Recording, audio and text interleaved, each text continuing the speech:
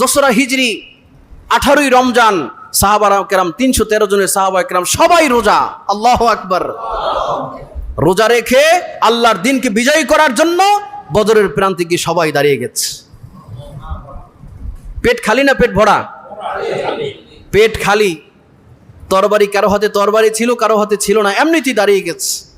আল্লাহ তাআলা আয়াত নাজিল করলেন, ইস্তাস্তাগীসুনা রাব্বাকুম ফাস্তাজাবা লাকুম আন্নী মুমিদ্দুকুম বিআলফিম মিনাল মালাইকাতি মুরদিফিন।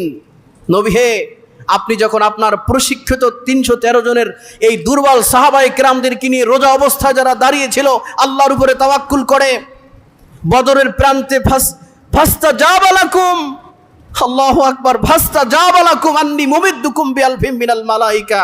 আল্লাহ, আমি আল্লাহ ওই দুর্বল মানুষদেরকে আমি 1000 ফেরেশতা দিয়ে সাহায্য করেছি।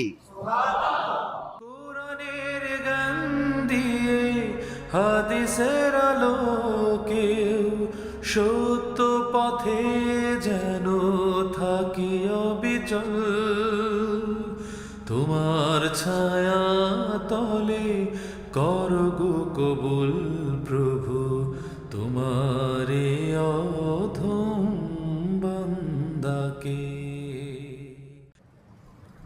প্রিয় ভাইরা, পাঠ্যপুস্তক খুলেন পাঠ্যপুস্তক। আমাকে এক ভাই আমাকে গত জুমাবার বলছে, জুমাবার আইলে আপনি যারা জানেন আপনি, আচ্ছা আমার কথা যদি কোরআন হাদিসের বাহিরে হয়, যদি একটা কথা কোরআনের বাহিরে বলছি, তাহলে মনে করবেন আপনাদের এখানে রাখার কোনো দরকার নেই, থাকার কোনো দরকার, কথা বলেন না কেন, তেল মারা দরকার নেই, কমিটির পূজা করা দরকার নেই, ব্যক্তিকে প্রমোট করার কোনো দরকার নাই। যদি মনে করেন একদিন আমি কমিটিকে কিংবা ব্যক্তিকে প্রমোট করছি, বলবেন যে হুজুর আসসালামু আলাইকুম, আমি বলবো ওয়ালাইকুম আসসালাম, ঠিক আছে। ব্যক্তিকে প্রমোট করার কোনো সুযোগ, কাউকে ভয় করে কোনো কথা বলার সুযোগ। অতএব বলছে হুজুর আপনি যারা জানেন, যদি কোরআন হাদিস যদি জারি তা অসুবিধা আছে?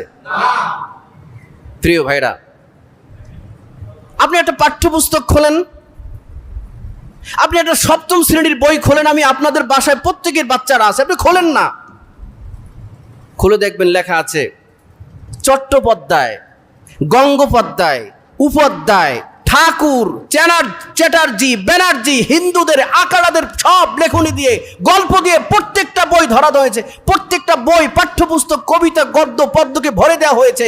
যেই দেশ 95% মুসলমানের দেশে হিন্দুত্ববাদী কাস্ট যারা কায়েম করতে চেয়েছিল, তারা পালাবার সুযোগ পায়নি, ঠিক কিনা বলেন? তোমার গায়ে লাগে কেন? তোমার বই খুলে দেখো, তোমার বাচ্চা পড়ে কি নাস্তিক হবে না আস্তিক হবে, ডারউইনের মতামত গ্রহণ করবে না আল্লাহর মতামত গ্রহণ করবে? তুমি বই পুস্তক খুলে দেখো তোমার বাচ্চা কি পড়েছে, এতদিন কি পড়েছে তোমার বাচ্চা? চ্যাটার্জির গল্প, ব্যানার্জির গল্প, গঙ্গোপাধ্যায়ের গল্প, উপাধ্যায়ের গল্প, হিন্দুর গল্প, ঠাকুরের গল্প। এদেশ 95% মুসলমান, এদেশের ওমর ফারুকের কবিতা কোথায়? এদেশে কবি নজরুলের সেই কবিতা কোথায়? কারার ওই লৌহ কপাট ভেঙে ফেল লৌরে কপাট, ঠিক কিনা বলেন? সেই কবিতা কোথায়? কবিতা সে আজান কবিতা কোথায়? কে বলে শোনালো সেই আজানের ধরি? বই খুলেন, কবিতা নাই। কিভাবে পূজা করতে হয়, কিভাবে দুর্গার সামনে মাথা নত করতে হয়, কিভাবে মূর্তির সামনে মাথা নত করতে হয়, কিভাবে ভাস্কর্যের সামনে মাথা নত করা হয়, এই দিয়ে পাঠ্যপুস্তকগুলো ভরা। অথচ এই দেশের 95% মুসলমান, ঠিক কিনা বলেন? অতএব এটা বুঝতে হবে, একজন মানুষের পেট সমস্যাই, আপনাকে শুধু সামনে আনা হয়েছে পেট সমস্যা, বড় সমস্যা, এর পিছনে বিশাল কাহিনী আছে। যারা পেট পূজারী, দুনিয়ার পূজারী, ভোগবাদী, বস্তুবাদী, দুনিয়ায় যারা বেঁচে থাকতে চায়, তারাই মূলত পেটের পূজা করে। কোনো মোমেন পেটের পূজা করে না, ঠিক কিনা বলেন? কোন রিজিকের পিছনে কোনো মোমেন দৌড়ে না, রিজিক তার পিছনে দৌড়ায়। কোনো মোমেন রিজিকের পিছনে দৌড়াবে না, পেটের পিছনে দৌড়াবে না, রিজিক তার পিছনে দৌড়াবে। শামসুল হক ফরিদপুরি নাম শুনেছেন?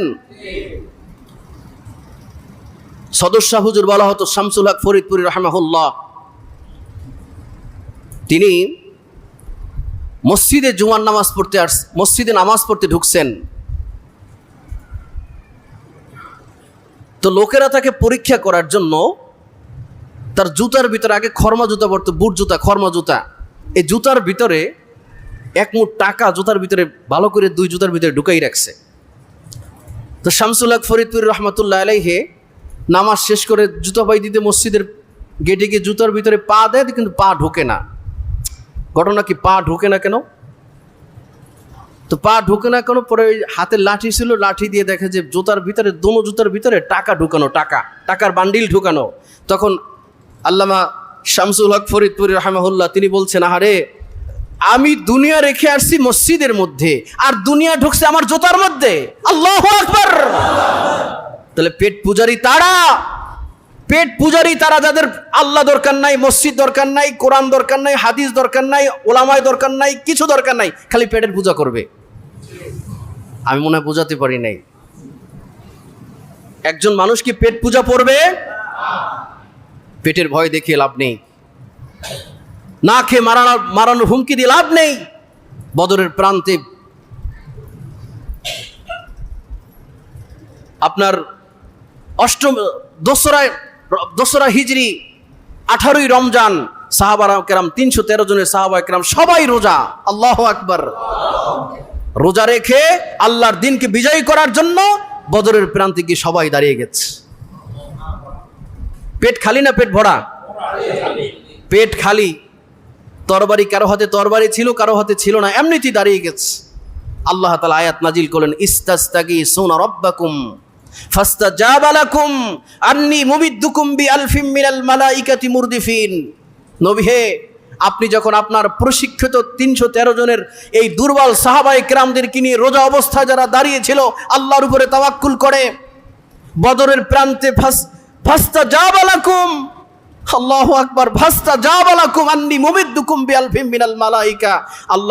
আমি আল্লাহ ওই দুর্বল মানুষদেরকে আমি 1000 ফেরেশতা দিয়ে সাহায্য করেছি। ওই আল্লাহই তো আছেন না? আর যাদের সাথে যারা আসছিল রাসূল সাল্লাল্লাহু আলাইহি সাল্লামকে গলায় দড়ি লাগিয়ে টেনে হিঁচড়ে মদিনা নিয়ে যাবেন, দিনকে শেষ করে দিবে, তারা ছিল প্রত্যেকেই ভরা পেট, ঢোল তবলা নিয়ে আবু জাহেলের নেতৃত্বে পেট ভরা খাবার মজুদ করে নিয়ে আসছিল।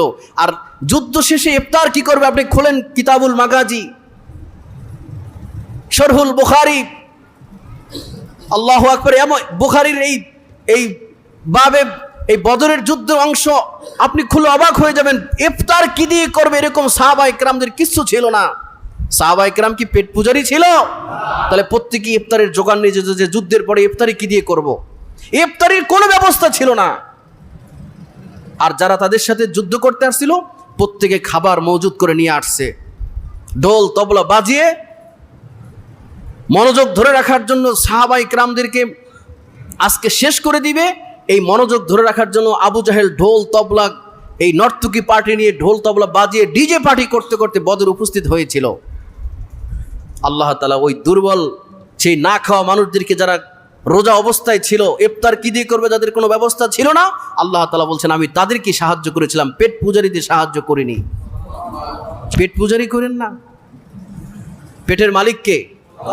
আচ্ছা, এবার আসেন, আপনি একবারে কি একটা ইলিশ খেতে পারেন? কথা বলেন ভাইরা। আপনি সর্বোচ্চ কতটুকু চালের ভাত খেতে পারেন দৈনিক? আমি খুব জ্ঞানী মানুষের জন্য কথা বলছি, আমি খুবই জ্ঞানী মানুষের জন্য কথা বলছি। এটা আপনাকে রিমাইন্ডার নিতে হবে যে আমি কোনো এলোমেলো কথা বলি না, কোনো গবেষণা ছাড়া কথা বলি না। আপনি বলেন কয় কেজি চালের ভাত খেতে পারেন? আপনি বলেন হাফ কেজি, এক হক্তে উপায় আছে, হাফ কেজি খাইলে 100 ডে। আচ্ছা, আমরা এখানে যারা আছি কেউই হাফ কেজি চালের ভাত একবারে খেতে পারি না, তাই নয় কি ভাইরা? আচ্ছা, একবারে আমি 5 পিস ইলিশের টুকরা খেতে পারি? আচ্ছা, একবারে আমি কি 1 কেজি গরুর গোশত খেতে পারি? আচ্ছা, আমি কি একবারে 10টা ডিম খেতে পারি? কি সবাই কি একমত?